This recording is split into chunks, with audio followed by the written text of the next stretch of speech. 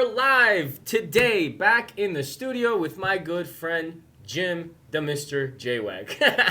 J-Wack, as he is known on the YouTube channel that he runs on Retail Arbitrage and selling on Amazon. So, we got you here in the studio today, J-Wack. Thank you so much for your time and coming in to spill some knowledge about Amazon FBA and how you are making millions of dollars selling on Amazon, right? Yeah, nice try, but thanks for having me.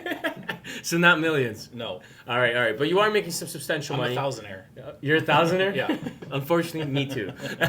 But super happy you're here, man. We did a sourcing video together that just dropped actually on our channel. So if you guys want to go check that out, you'll get to know J-Wack a little bit more. And this interview actually will make a lot more sense. So just go check out that video and let's jump right into it. J-Wack, I know something happened that's major since we went on that sourcing trip to Burlington and Ross until this day today, and look at that cringy smile. He is not a happy man, and I'm honestly just happy that you came on here to share it with us, because what happened? Since then, my account has been suspended/deactivated. Indefinitely, right?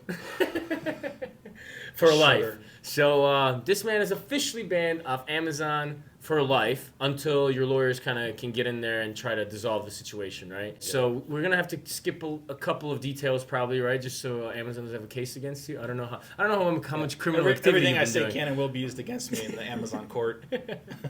But before we get into the details of what happened to your account, let's talk about your Amazon FBA journey, your reselling journey, because this is kind of what the Nice Fine Whole channel is all about. It's about tips and tricks for resellers, for beginners, for people that are getting into reselling and looking for side incomes and side hustles, right? Can you tell us a little bit about your story and how you got started? How I got started was in the very beginning, even before Amazon, even before eBay. I was 7 months without a job. I had no job. And, one day my wife came up to me and she was upset because we had no money. I was upset because we had no money. And the bills are piling up. And I got really angry. I said, you know what? We are surrounded by money. It's everywhere we look. And I'm going out to get it right now.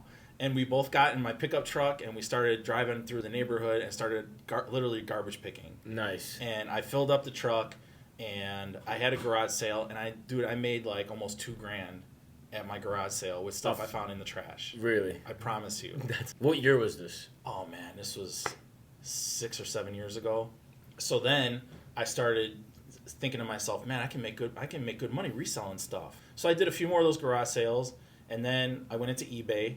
I started selling stuff on eBay, and I was buying stuff from Goodwill and taking stuff from the house, selling that on eBay. Then I started to learn more about Amazon, and Amazon seemed like a bigger, better platform to sell stuff at retail prices, because eBay is more for collectibles, generally speaking, and so Amazon is more for retail products. So then I started to sell on Amazon, and I just decided to start an Amazon account and try to learn it myself for the most part. Okay. Yeah, that's interesting. So the garbage picking got you to selling on Amazon. Basically, yeah. Nice. That's awesome, man. I mean, but it's the same principle, From the right? trash can to Amazon. You got to source and you got to sell. Right. Awesome. So, I mean, dumpster sourcing. Retail arbitrage is pretty much what you specialize in nowadays, right? Right. How did you get into retail arbitrage, and do you recommend it for people that are just getting started in reselling? Would you go that route again? Yeah, it's definitely the way to start. And I would say that retail arbitrage could have kind of a plateau where you can only find so much. Physically, you only have so many hours in a day.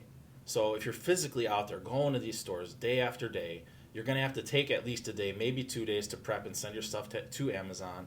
So depending on how many hours you have to spend, that'll translate into how much stuff you can actually find. So there's a limit to that, because we only have so much time in the day. But it is a good place to start, because the stuff is fairly easy to find. You just have to know how to do your research and how to find profitable products, where to find them, and that kind of thing. But a lot of people start off with books, which is where I did start with books. And I did pretty well with them, but I wanted to expand my product line and start finding more stuff. That's how I got into the retail arbitrage part of it. And then I kind of abandoned books after a while and just went straight only to retail arbitrage. Okay. In your own words, because the audience heard it from me probably hundreds of times now, can you give us a definition of what retail arbitrage really is? Retail arbitrage is actually physically going to the store, any store, really any store, but mostly people that do this go to Ross, Marshalls, TJ Maxx, Walmart clearance, sometimes Target. Some other states have different... Bin stores? Bin stores. I found good stuff at the bin stores. Mm-hmm. And what people ignore at the bin store, people go for the big stuff at the bin store. I go to the small stuff. And I found like a box this big. It was some sort of music instrument for editing music, and I sold it for $400 and I paid 10 for it. You got to find those smalls. After that, it's not hard to find that stuff. It's not hard for you because you've been doing it. I've been doing it for like 5 years now. 5 years. More than 5 years. How many hours do you think you dedicate to sourcing, packing, shipping? It's a little over 30 hours a week. I would say I probably source products 3 to 4 days a week, and then at least one day, it's usually Sunday, where I'll pack and ship my stuff because I'll have it all packed, boxed up, ready to go, and then Monday morning I put it outside for UPS to pick it up. Nice. Okay, so to clarify, right? Retail arbitrage is when you go to the store, you find deals on random retail products. Yep. You then scan it with your Amazon app or a tool that you're using, which I really want to get into because I feel like that's kind of what people need to hear, right? Is what tools do you use? There's other tools, yep. But so you make the analysis on the spot like you did in the video. This will be profitable or not. You prep that, you send it into Amazon. Amazon now has it as a prime item, right? Where people can purchase it and receive within 2 days. Right. And you get to profit in between there somewhere, right? Right. What would you say is your rate per hour while doing this? It's hard to say per hour. I don't know. It's hard to say. I mean, my profits are probably about between $3,000 and $4,000 a month. So if you want to say, just cut it in half and say $3,500. Mm-hmm. So if you want to break that down into 30 hours a week, that's profits. That's what you're taking home, cash money in the bank, not gross sales. Right. Okay, that's very important too, right? Because when sales you do that are Amazon easy to get. Spreadsheet, there's a whole lot of red, and then there's one little green number all the way at the bottom, and that's your profit right there. We did a whole video on just fees alone. Yeah. And I've been selling on Amazon for a little while now, so I understand the fee structures. But wow, when you actually sit down and you start diving in to like what they're charging you for and how much they're charging you, and this is a percentage, this is a flat fee, it's really hard to keep up with. Amazon doesn't miss 1 cent. They'll get it. They'll get it, believe me. Yeah, what would you say is your biggest, fear when sending in items into Amazon Prime to be fulfilled by them? What would you say is that one fee, I guess, that you're looking at that's with FBA? I think it's just the referral fees, that they have, because it's different. The fees are different from every single product because they've already factored in what it's going to cost them to ship it on average with the weight and all that other stuff, and it's different from every product. And sometimes it's wrong. They'll be charging $15 to ship something that weighs less than a pound, and a lot of that is because somebody who started that listing put in wrong information, and no one's ever changed it. Okay. So you just got to watch those fees. They'll sneak up on you. Yeah, no, definitely. I mean, I feel like the retail arbitrage, it goes deep. It goes way deeper than just scanning items and processing them and sending them in, right? Yep. So how do you feel about that?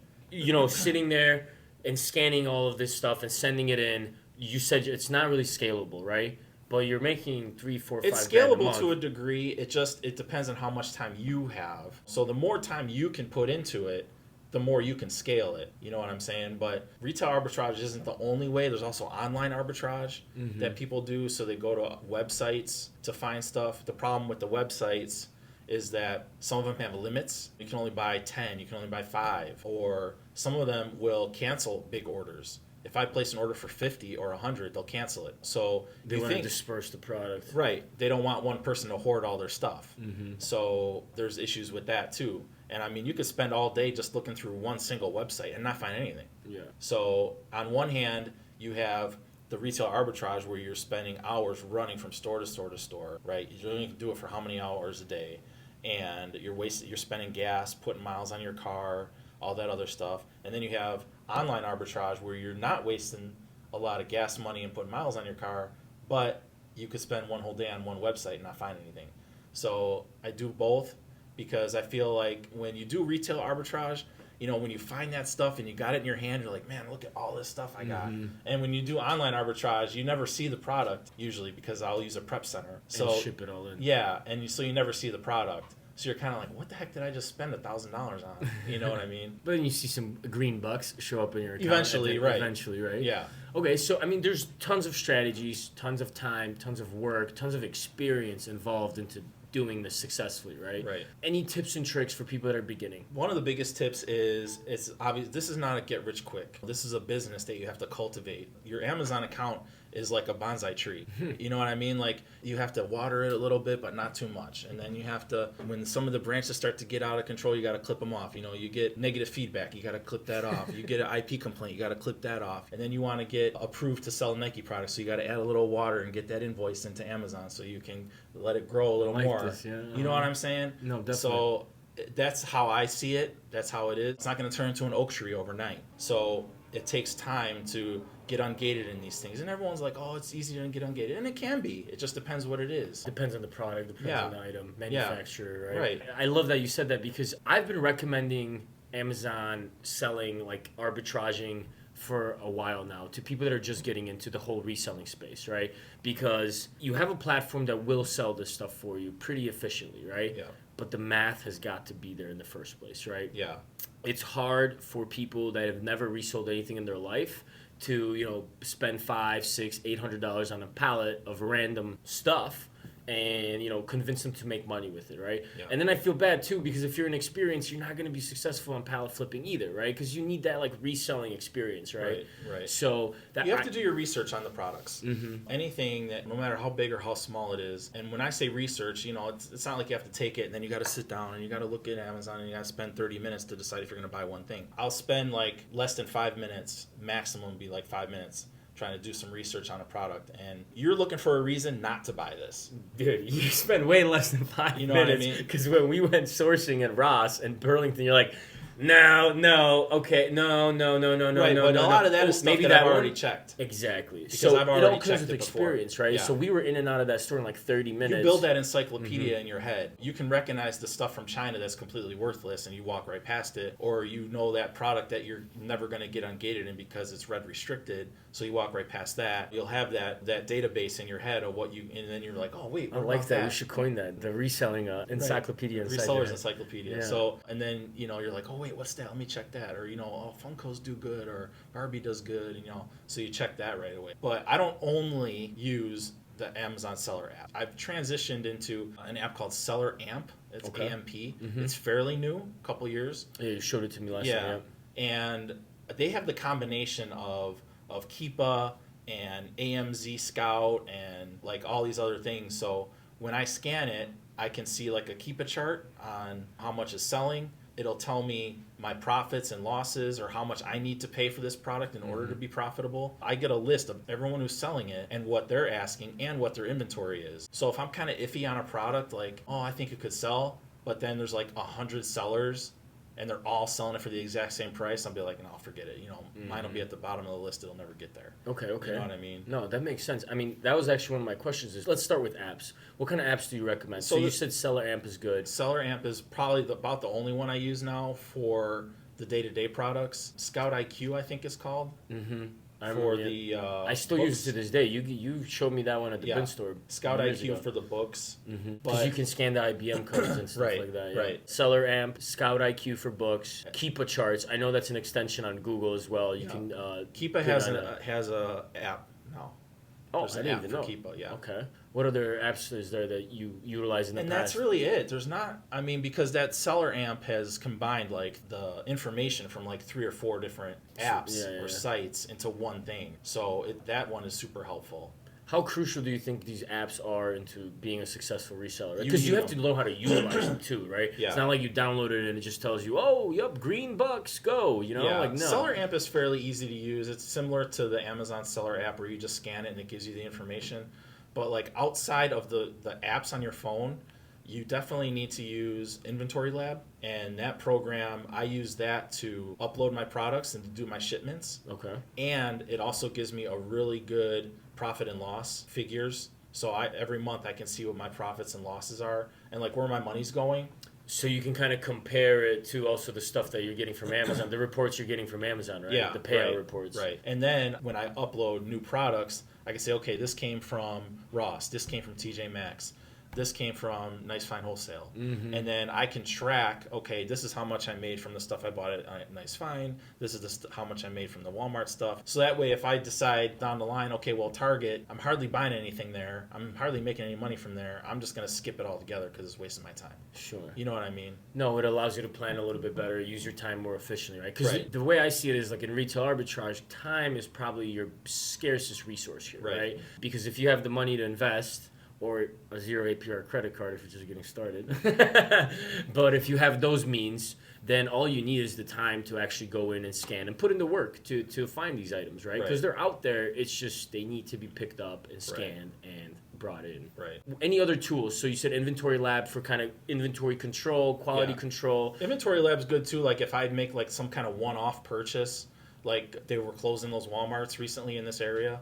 And so I wanted to see what I was going to make just from that. So when I input all that inventory to ship to Amazon, I listed it as Walmart closing, separate from Walmart itself. So that way I could see how much I made from the stuff that I just bought from those Walmarts that were closing. I see, because you can be buying, like, let's say Uno cards from 7 different, like one from Ross, one from Marshall's, but maybe at Marshall's you found 15 of them. Right. So now you know, like, my time's better spent at going to that Marshall's. Right. But like all those books I bought, I put it down as storage unit books. So I knew how much exactly I made from those books that came from that place, or that spot. Or the GameStop purchase. Shameless plug for J-Wack's YouTube videos, because he has a YouTube channel. You guys should totally check him out. A lot of everything that you're talking about right here is on your channel. I remember seeing that GameStop video. That was still when we had the bin store. Yeah, I bought out the inventory for 4 GameStops all at once. So don't let these looks deceive you guys. This guy's a straight killer, all right? 4 GameStops. Tell us a little bit about that. That sounds like a very fun reselling flip, I guess. So they were, a few years ago, they were closing up some GameStops. Not all of them. They were just downsizing or whatever. But there was one near me that was closing, and they were down to like 75% or up to 75% off or whatever. And there was still a good amount of stuff in there, and I'm just standing in the middle of the store like looking around. I'm like, if I bought everything in here, what could it possibly cost me? And so then what I did was I talked to the manager of the store, and I said, hey, listen, I might be interested in just buying just everything in here. I said, I might not be interested in the clothing or even the used games, but what about everything else? Well, when these stores are closing in mass like that, they need everything. Well, they use a third-party liquidator. Like us. Yeah. Yep. So, but they have like a manager. So this guy manages those closings. And for them, the sooner the better.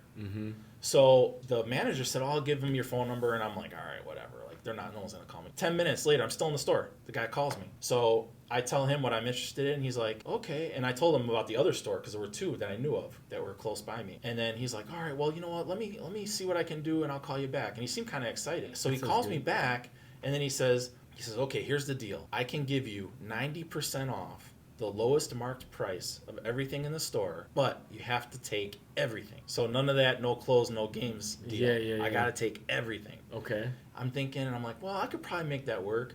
And then he's like, oh, and by the way, there's 2 other stores that are in my under me that are closing. So it'll end up being 4. He's like, do you want that stuff too? I'm like, why not?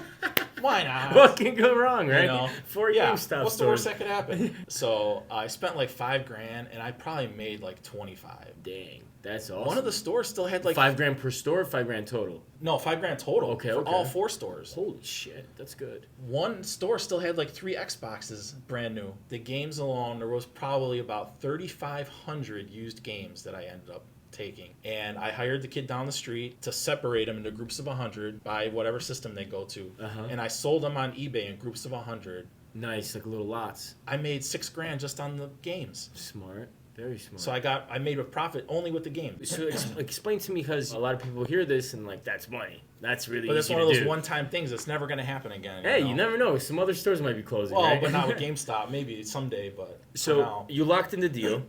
What happened after? Like, how do you get 4 stores of GameStop out? And like, where'd you put it? What'd you do? The manager, the liquidator, I'm like, okay, dude, so now that we made a deal, you're going to have to tell these guys, okay, everybody out. This is his stuff now. Because I can't do it. They're going to look at me and call the police. So he's like, okay, yeah, I'll do that. So I said, just give him my name. Tell them to kick everyone out, and they did it. I was in the one GameStop, and I told the manager, hey, my name's Jim Brady. Did Bob call you? And they're like, oh, yeah. I said, okay. There was like 3 people in the store. I'm like, everybody out. stuff is mine now. Hit the bricks. And there's a little kid standing You're there. a true liquidator. He's holding the game like this. Is he serious? I'm like, buy the game. But cash goes here. Yeah. Cash only, baby. Yeah. That's hilarious. So Okay, yeah, so they you did. booted everyone kicked out of the everyone GameStop. out, locked the doors. What I did was I bought GameStop gift cards so that they could ring up, because they had to ring up everything individually for inventory purposes. So while they were doing that, I went to the next GameStop and I kicked everyone out of there. And I bought all these gift cards and so on to all 4 stores. We boxed it all up, bagged it up, threw it in my truck, and took it home. You should have just drove it to the GameStops that were in closing.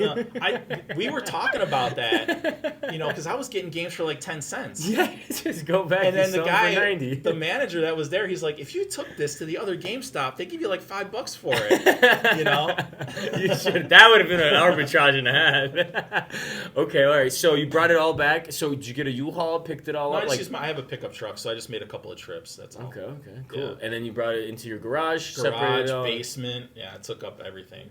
That's amazing. But there was some stuff that just wasn't gonna go on Amazon, like a lot of the clothing. That's why I didn't really want it, because it wasn't exactly. So what did you do with the stuff? I just had a garage sale. Okay. With the socks and the T-shirts and the mugs, and they had a whole bunch of used controllers and stuff that really weren't going to go anywhere. So once I had everything that was going to go to Amazon at Amazon, I had a garage sale with the rest. I made like $5,000 from the garage sale. That's insane. You better be claiming these. I had a table IRS this big full of filings toys. that they're gonna come after Yeah.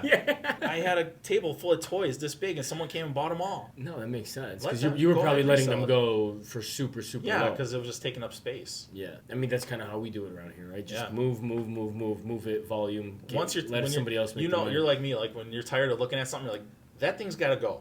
100%. Like guys, like if you're looking to I've been buy a staring pallet, at that for a month. Get it out of here. yeah, come find the pallet in this warehouse that's been here for a minute, and you'll probably get a really good deal Yeah. on it. Because if I looked at it for more than a few weeks, it's out of here. Like Right.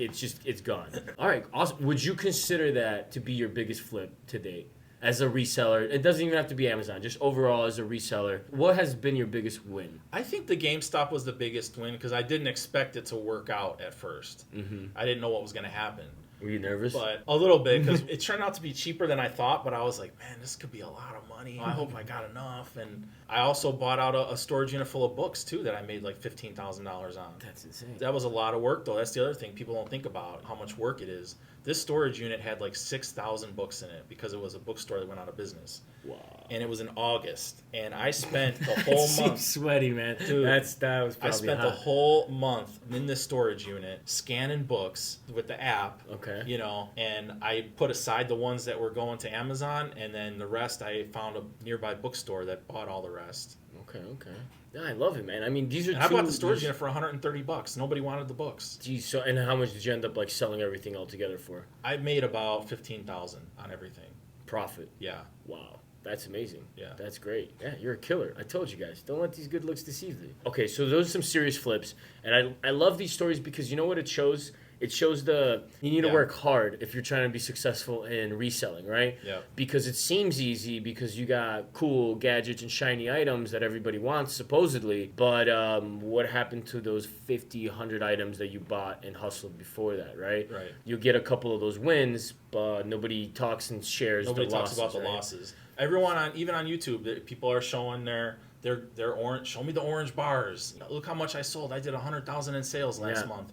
Yeah, well, good for you. Well, how much of that was profit, though? Yeah, let's see the P&L, right? You know let's what I see mean? the Like, ending month report. Was it worth the aggravation? You know what I mean? I think in general, you need to be doing like the more you're selling, I think you can afford a little bit less profits. But if you're doing $100,000 a month in sales, minimum you got to be doing 15%, 20%. It's got to be right in there. Easily, yeah. Otherwise, it's not worth the aggravation. You got to figure out what is your time worth? Yeah. What are you worth per hour? And then if you're putting in too much time, then you got to get someone else to do it. Because that's what I was doing when I was doing all the retail arbitrage, but I was doing it like really hard and really heavy.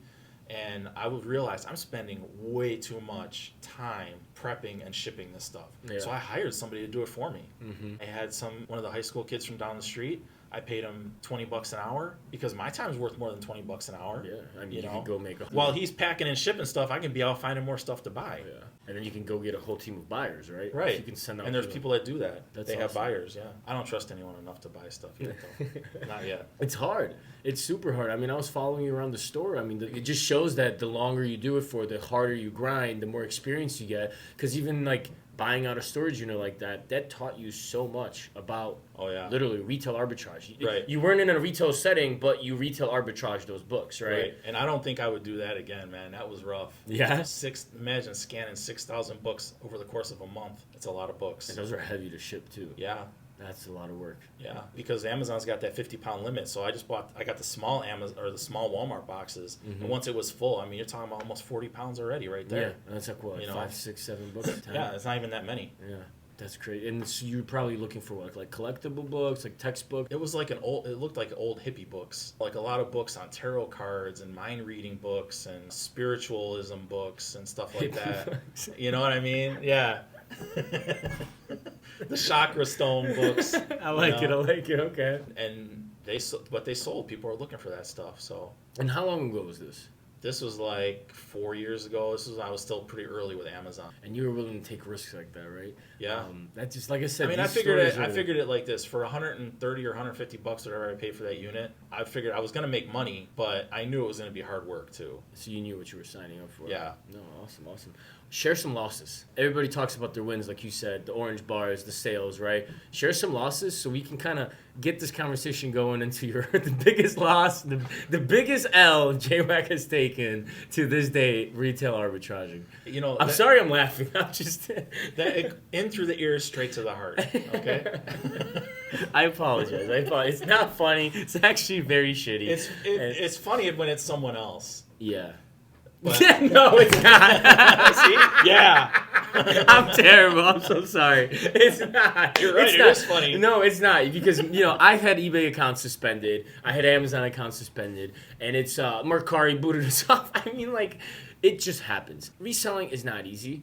And, when you're trying to scale up and do volume and then, you're powering through units and you're powering through thousands and hundreds of thousands of dollars worth of sales, there's going to be A, mistakes, B, changes in rules on the platform, and then C, you are in the hands of the platform. You are selling on eBay or Amazon, you do whatever they tell you to do. They say no more books, no more books. So your storage unit, out the window, right? Right. So, and their terms of service policy has more words in it than the Bible.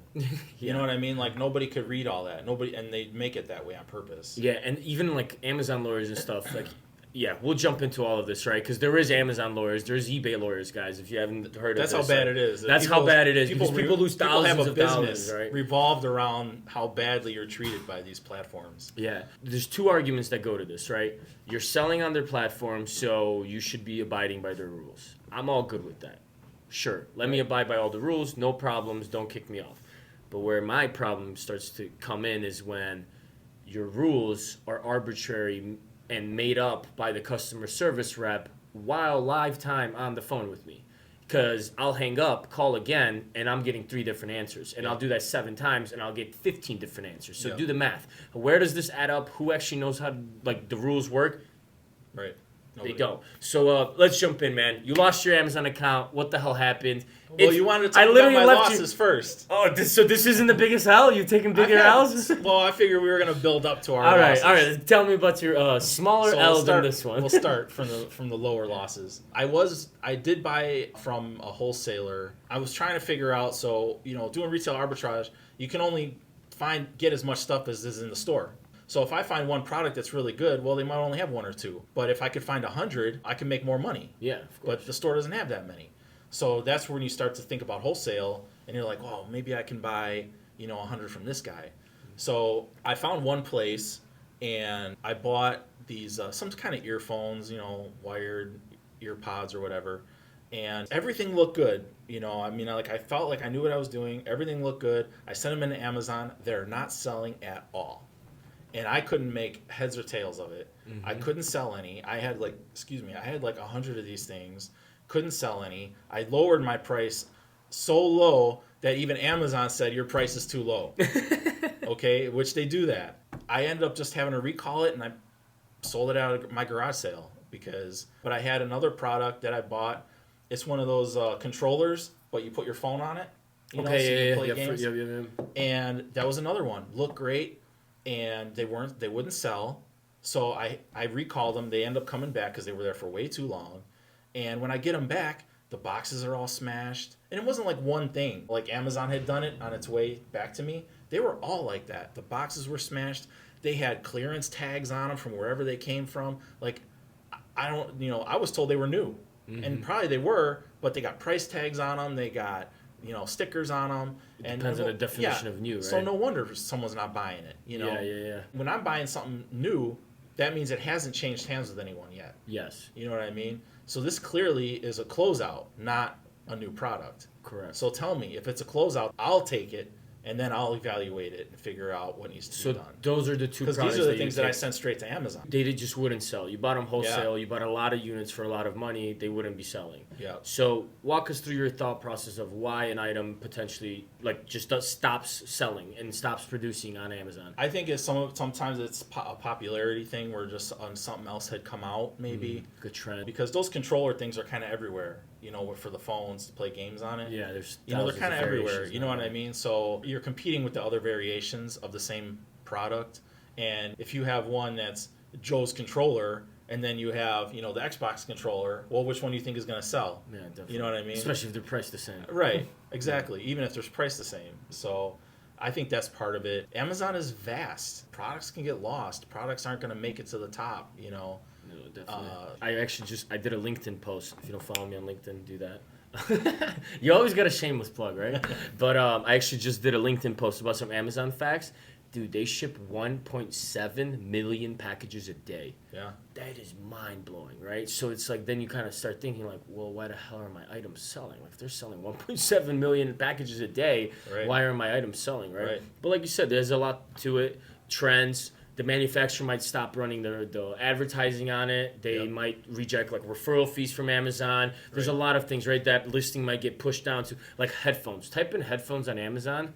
You're going to get 100 plus pages of 15 products a page. Right. And who goes past the first page to find something they want? Squat. Nobody. Zero. Maybe on the second page, maybe you'll get lucky on the second or third, but after that, it's a dead zone. Like there's no sales happening on any of those pages. Well, and it's because you don't make that listing. Yeah. Someone else made that listing. You're just adding your inventory to that listing.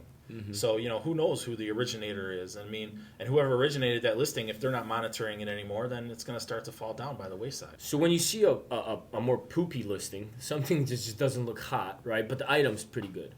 Do you recommend people who are starting to nibble into or get into that, let me edit the listing, let me make it better, let me spruce it up, let me optimize it? Sometimes it works and sometimes it doesn't. That's how that goes. Because I've gone in to make changes and everything says it went through and then it never changes. So that's the glitch in the Amazon matrix right there. But yeah, I like that. But I got a product from you. I don't know if you remember the Ryan's World, the travel. Yeah. Right? We got a whole case back of it. Yeah, I got a ton of them. Well, the listing was bad. It had a bad picture, a bad description, but I'm like, Ryan's World is super popular. The kid's still selling toys. I think he's like 22. Yeah, he's a complete animal. He got his like 8-year-old picture on these things, and he's out there voting. Because he started with a YouTube channel, right? And then he private labeled toys. Right. Yep, that's amazing. His parents were the backers on that one. But I went in and I took a photo of the product myself and submitted it and changed the title of the listing. And it worked. They changed it. Okay. Amazon accepted the changes and changed it. And I sent in all the inventory, and they sold quick. I bought them from you for like $7 a piece, and they sold for $40. Okay, so wins, losses, but please, let's get to this big L, man. I am giggly about it. But it sucks. It's terrible. You pretty much, I don't want to say lost 5-6 years of your life because you gained a lot of experience and made a lot of money doing it, but your account's banned. What now? Suspended/deactivated. It says deactivated on one end, it says suspended on the other. It doesn't matter. It's down. It's been down for like a month now. Okay, so Amazon shut down your list, shut down your account. Yep. Can you get into details why and how, or yeah? I'll start from the beginning if you don't mind hearing a semi-long story. Let's hear it. This is the juicy stuff. So I started doing more online arbitrage. Right. I think the biggest problem with online arbitrage, and this is not necessarily the case with my product, but it's hard to match the product. So like when you're in the store, you have every single thing has the UPC barcode on it, right? And you can scan it with the Amazon Seller app, and it'll pull up that exact product. Yeah. on these websites, nobody really has a UPC listed or shown or anything. On purpose. Right. So you're trying to you're looking at the product and you're looking at it online, let's say Kohl's website, and then you go over to Amazon and you're like, well, from the pictures it looks the same, and you're trying to find differences to make sure. It can be very difficult to match the exact product depending on what it is, especially with shoes. This one has a waffle cut and this one's made of leather, but you got to zoom in on the photo to make sure. So you got to be super careful with those types of things. So this was a Nike product. It was one of those hoods that goes over your head, but you can it's like ski this. mask It's kind of like a ski mask, but it's made of that material. Okay. It's not cotton. It's like that, Under Armour. Like the Under Armour type, the performance stuff. Right. So I bought 50 of those, sent them into Amazon. They were selling pretty good. I got 1 or 2 of those got returned, no big deal. But someone made a return, and you can leave comments under your returns. This person commented that they didn't like the style of the material, and he says, I'm wondering if this is counterfeit. Those were his words in the comment. I'm wondering if this product is counterfeit or if this item is counterfeit. Go wonder somewhere else, man. Why you gotta wonder on my listing? And then alarm bells were ringing at Amazon. Okay. I mean, I could just imagine Star Trek. You know what I mean? Somebody's wondering. Yeah. Danger, Will Robinson. So I get the inauthentic complaint immediately. As soon as I saw that, because sometimes I'll flip through this, see if people leave comments like that on my returns, and I saw that, and I'm like, oh no. And the next day, the inauthentic complaint came down and the listing was shut down. Generally, it's a non-issue. We get these inauthentic complaints. We get these IP complaints.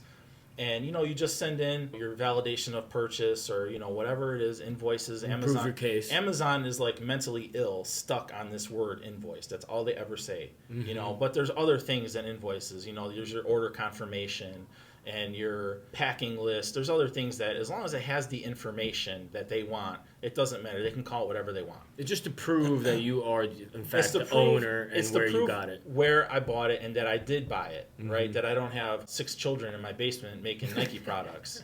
You know what I mean?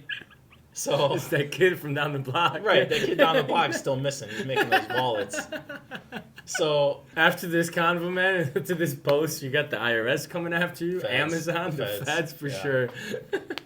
So, they want to make sure, because Amazon has their top secret list of places that I can buy from as a Amazon seller. So they'll be like, okay, well, he bought this from Dick's Sporting Goods. Dick's Sporting Goods is legit. And they look at the invoice and it's got to have your name, your address, your business name. They want all this stuff on it. So sometimes you'll submit that and they'll be like, oh, it's not, you get the auto reply, insufficient or it's not sufficient. And then it'll also say, for privacy reasons, we cannot tell you why we won't accept your documentation. Well, it's like, whose privacy are you talking about? You're accusing me, first of all. So whose privacy? Because this is not a complaint from, unlike an IP complaint, where a specific person is saying you're infringing on my intellectual property, like we talked about with the OtterBox that time, right? Yeah. Don't sell OtterBox and other public service. This is a person that I can reach out to, because when you get that notification, you also get their email. So I can reach out to this person. But with an inauthentic complaint, this complaint is coming from Amazon, and you're talking about an NPC, a non-playable character that we're dealing with here, who is just going to read from a script. Yeah. And I can't argue with them. No, especially probably talking to a computer half the time. So you send in the documents, and they keep getting rejected. And the thing with the inauthentic complaints is that you have to answer it. There's some things, like even an IP complaint, if you ignore it, most of the time nothing really happens. After 180 days, it just it'll disappear from your account. But with an inauthentic complaint, I've had it. They'll call me. Amazon will call me. Hey, what are you doing about this? You have to answer for this. Okay. So, you can't just ignore those. The next thing I did when I tried about 5 or 6 times to submit the documents, I called them each time. One time the guy says, oh, you need to highlight this. Another guy says, oh, you need to print it and then take a photo of it. Another guy says, oh, no, it needs to be in a PDF.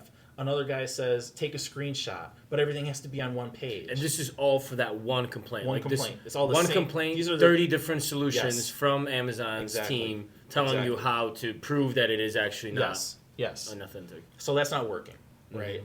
So now I have this super ultra mega top secret list of G14 classified emails at Amazon that I can submit my appeal to. Instead of using the appeal button on my account health, I can submit my appeal to these specific emails. And mostly those are robotic too, right? But it's another avenue. So I do that. A little escalated, I guess, right? Right. That one of them is like Amazon appeals escalation or something like that. So I send my appeal through all these emails all at the same time. And I get back 2 responses, positive responses. One says, we reviewed your documents and decided you can continue to sell Nike products in general. Okay. Because they were about to ban me from selling Nike products altogether, by the way. So then I get another one that says, we reviewed your documents and decided you can continue to sell this specific ASIN. So they're talking about the product now. Okay. So now I'm like, whew, finally. Bullet dodged. They're like, okay, might take 24 hours for the product to become available, blah, blah, blah. If it's not chicken strand inventory, whatever. So I wait 48 hours, and it's still showing up in my account health. So I'm like, well, it should be an easy fix. So I submitted the 2 emails that I got as my documentation. Yeah. I get the auto response, insufficient. I'm like, oh, you gotta be kidding me. So I call, and I'm talking to one of the donkeys over there that doesn't know anything, right? I mean, they're all like that, but some are better than others. So I'm talking to this guy, and he's like, well, it says here that your documents were insufficient. I said, yeah, I understand that, but I trying to explain to him what you're not understanding is this is a non-issue. It's been resolved. I've been exonerated. Yeah. They can see what you've submitted. Sure. So I tell him, look at what I've submitted. And what you received back, because they already, okay. So I said, I submitted the email. I said, look at the email that I received. And he says, yeah. And I'm like, okay, my account should be reactivated. This complaint should be deleted from my account now. And he's like, no, it says here that it's insufficient. I said, okay, I'm trying to keep my patience. So I said, listen, you're clearly not understanding what I'm saying. I said, and that's fine. Those are my exact words. I said, that's fine. But I need to speak to a supervisor. Because I can only imagine this conversation on the phone. Yeah. Were you actually this calm, or did you just rip it into No, I was calm. Okay, that's good. Because I'm not trying to be insensitive, but his English wasn't that good. Okay, that's number one. And it's I'm an like, overseas probably call center. They're in India, and some of them, their English is better than others. And it's fine if you're not understanding me. I'm not blaming you. Yeah. But put somebody else on the phone that will understand what I'm saying. Because he can understand my words, but he's not understanding my point. Especially that you got that email that's saying, hey, you're good. Like, this is like the golden ticket. Yeah. Should be. Right. So he starts getting upset now. And I said, look, dude, I'm not trying to make you mad, but you need to put a supervisor on the phone. He's like, no, I can help you. I said, no, you can't. We've been on the phone for 10 minutes. You don't understand me. Yeah. You need to put on a supervisor. And he kept saying no. And I'm like, so what you're telling me is you refuse to put on a supervisor then, right? Yeah. No, I can help you. I said, okay, no, you can't. And I hang up the phone. Then what they do with these calls is you automatically get that email that says, rate your call. Oh, I couldn't wait, right? I'm like, you're literally leaving one rating in your life, and that's going to be it. Right. 1 star, and I typed out everything, how he refused to put on a supervisor, and he couldn't understand what I was saying, and all that stuff. And 2 days after that, my account is deactivated. Ooh. Really? Big red letters. Your account has been deactivated, and it says, we have determined that you submitted forged or altered documents. And I'm like, and I'm thinking they think that the email I sent them is forged. Yeah. Right? I mean, look it up. It came from you. Yeah. It says from @amazon.com. Yeah. Wow. Okay. Yeah. Okay. So now this just takes a whole different turn. Now it just went downhill quick. Yeah. Like I'm just like baffled and confused. Like what the hell's actually going on? So yeah. Me too. So it's pretty much you were at the second stage of appeals. You got into a little, not an altercation, I would say. Not even like But I mean, are you blaming that call for this reason? 100%. Really? Yeah. Wow. Because I guarantee you, when these guys, they work for Amazon, regardless of where they're at, and I guarantee that when someone gets a 1 star, it goes straight to the supervisor, and then I guarantee the supervisor went to talk to this guy, and this guy talked to all his friends and says, "Can you believe that guy gave me a 1 star?" And they're like, deleted, because they can do that. Because they're a team. Right. They're a team, and they don't want 1 stars because now the manager is going to be getting it's poorly reflected on him, right? This close to each other, and they're all on the headsets. Yeah. And I mean, they all like, "Can you believe this guy?" And someone else says, "Yeah, F him," and they said deleted. Shoot, man, that's not good. That's what I think, because there's too much of a coincidence. This is still going on. This is still a live situation. So it continues now to where I'm like, well, I need to get the lawyer involved now because I can't. And you've had lawyers involved with Amazon before, Yeah. right? Because these type of issues happen all the time. Yeah. Right. Let's point that out now. Like, this is why we're talking about this, because this will happen to anybody that's selling on somebody else's platform. Yep. You're selling on eBay.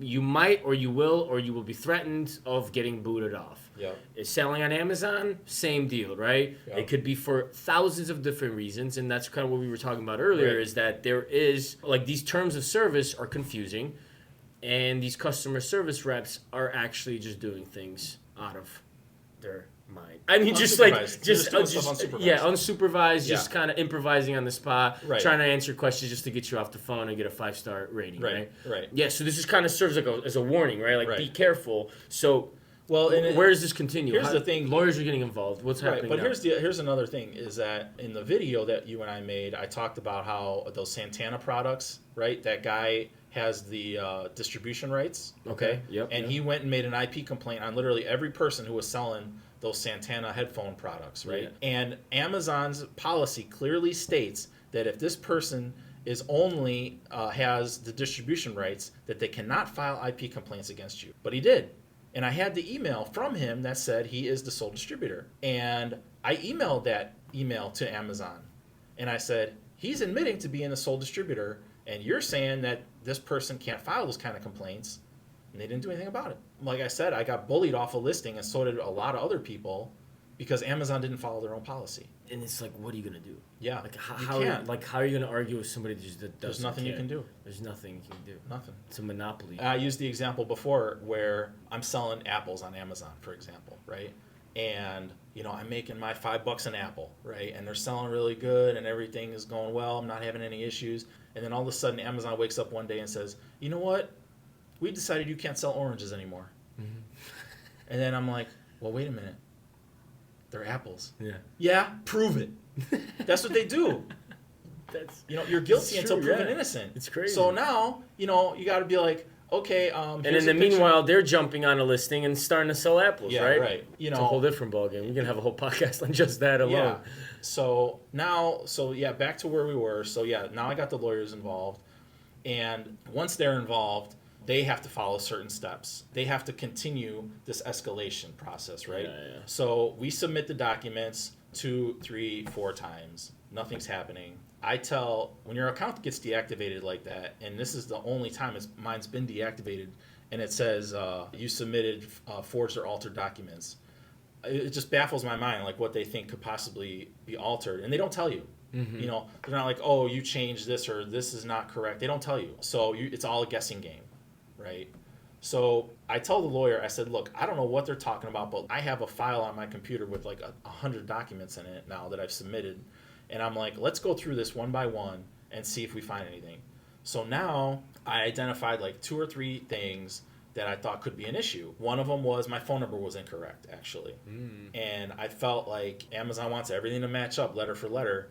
And Especially because they have these AI computers, right? Just again, looking this up. if I tried to change, if I crossed it out and wrote in my phone number, they'd be like, you altered that document. So I left it alone. Yeah.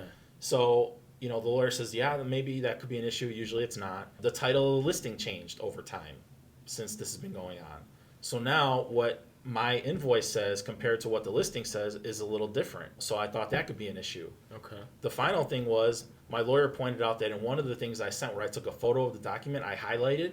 He says they consider highlighting altering a document, but they told me to highlight it. It's an endless loop. It's just like they will tell you very specifically, you can remove the price from these documents, but isn't that altering the document too? I mean, so where's the line at?